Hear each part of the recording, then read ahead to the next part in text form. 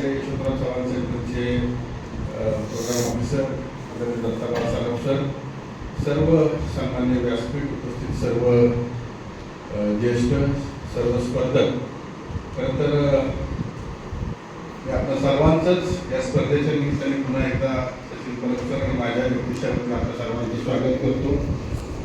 मला वाटतं की ही या स्पर्धेचा भाग आम्ही असल्यामुळे सरांच्या हस्ते सत्कार कसा केला मला हा प्रश्न पडला, पण निश्चित आहे. पण मला वाटतं की अनेकांना नवीन मंडळींना देशमुख सरांना प्रश्न पडला तर की संस्था आणि हे ह्याच्यात कसे काय बोला, तर ते मी नेहमी सांगतो की कुणीतरी नाही म्हटलं आणि म्हणून ते माझ्या वाट्याला आलं आणि ते पुढे गेलं. पण हा एक वेगळा ऋणानुबंध आहे.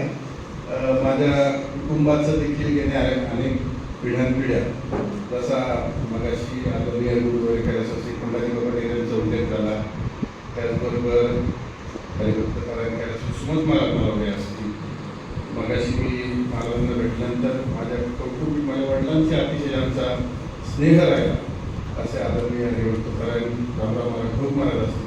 या सर्व व्यक्तींचा आमच्या व्यक्तिगत कौटुंबिक तांबे परिवाराशी वेगळा स्नेह राहिला आणि मी देखील हे सगळ्या परंपरेत असताना माझी जन्मभूमी होतोय तुकोबारायांच्या गुरूंच्या भूमीतून आम्ही सर्व येतो आणि इथं आल्यानंतर अशी एखादी स्पर्धा आपल्या या संकुलामध्ये घडते, त्याचा व्यक्तिशः आनंद मला स्वतःलाही मला खूप आहे. कदाचित ह्याच भावनेने गेल्या 20 वर्षापूर्वी माझ्या वडिलांनी ज्या परिसरामध्ये आपण शिक्षण संस्था सुरू करावी आणि एक आधुनिकतेची कास असणारा वारकरी किंवा प्रबोधनकार आपल्या माध्यमातून घडावा असा त्यांचा त्यावेळेचा माणूस होता. आणि मला वाटतं की तो खऱ्या अर्थाने सचिन सर त्याच्यासाठी हे सगळं याच्यामध्ये हे सगळं करताना तुमच्या जरी संकल्प यासाठी असेल तर आम्हाला एक व्यक्तिशः ज्या दिवसाचा स्नेह माझ्यासाठी हा असतो की मला कितीही दिवस भरतो असला तरी मी शेवटी का कार्यक्रमाला येतो ते माझ्या वडिलांची ती घराणा राहिली. माझे आजोबाई माळकरी होते, माझी आजी वारीला जायची, पायी जायची माझी बाई. हा एक व्यक्तिशः कौटुंबिक स्नेह म्हणून या कार्यक्रमाला मी येत असतो. आधुनिकतेच्या काळामध्ये म्हणजे मी तर अशी पिढी की जेव्हा मोबाईल नव्हता तेव्हा आम्ही काळ पाहिला, आता व्हॉट्सअप सोशल मीडिया या सगळ्याचा काळ असतील, पण ही नवीन पिढी या वारकरी विषयाची बोलते आणि म्हणून त्या सर्वांचं त्या ठिकाणी मनपूर्वक स्वागत करतात. निश्चितपणे आनंद होतो. महाराज मग अशी म्हटले की पंचवार्षिक, आता पंचवार्षिकची मला गॅरंटी राहिली नाही, 5 वर्षात होती का 9 का 10 वर्षात का होतच नाही.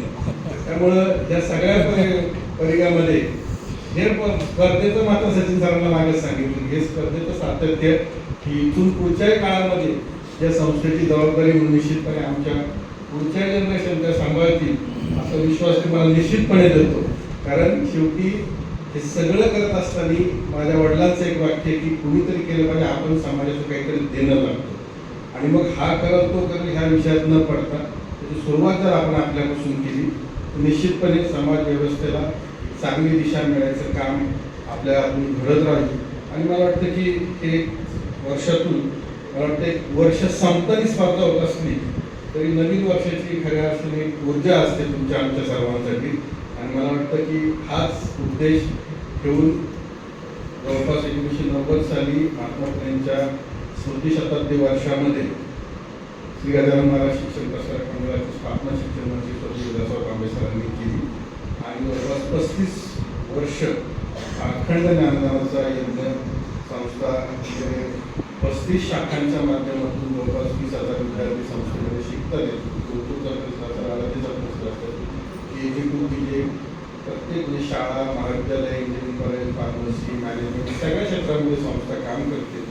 आणि मला वाटतं की या सगळ्यामध्ये ही एक वेगळी जबाबदारी पार पडतं की मला व्यक्तिशाही कौटुंबिक स्नेहाचा आनंद या स्पर्धेच्या निमित्ताने होत असतो. अधिक काही बोलल्याने आपण सर्वच ताकदीला ऐकण्यासाठी उत्सुक आहे.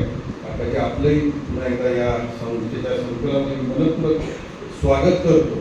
सचिन परब सरांना आपण सर्वांनी मला वाटतं काळातून त्यांचे खऱ्या अर्थाने धन्यवाद करायचं. एखाद्या गोष्टीचं सातत्य करण्याकरता किती परिश्रम घ्यावे लागतात त्याचं एक मूर्तिमंत उदाहरण म्हणजे सचिन परब सर आहे. दोन्ही परीक्षकांनी मुद्दामून का बोलायला लागलं तर स्वाभाविकपणे आम्ही बोलल्यानंतर तुमचं दिवसभराचं निरीक्षण आहे तरी त्यांना जास्त उत्सुकता आहे. महाराष्ट्र मागच्या वर्षी होता, सरांनी एक वेगळा विषय मांडला. मला वाटतं की याच्यातून स्पर्धेचा गेल्या 5 वर्षाचा आकडा जरी टाकली तर ते नंबर्स वाढतात आहेत, म्हणजे दरवर्षीच्या याच्यामध्ये. आणि मला वाटतं की हेच या स्पर्धेचं यश आहे असं म्हटलं तरी वावगं लागली. अधिक काही न बोलता सर्व स्पर्धकांचं विशेष करून या ठिकाणी मनपूर्वक स्वागत करतो.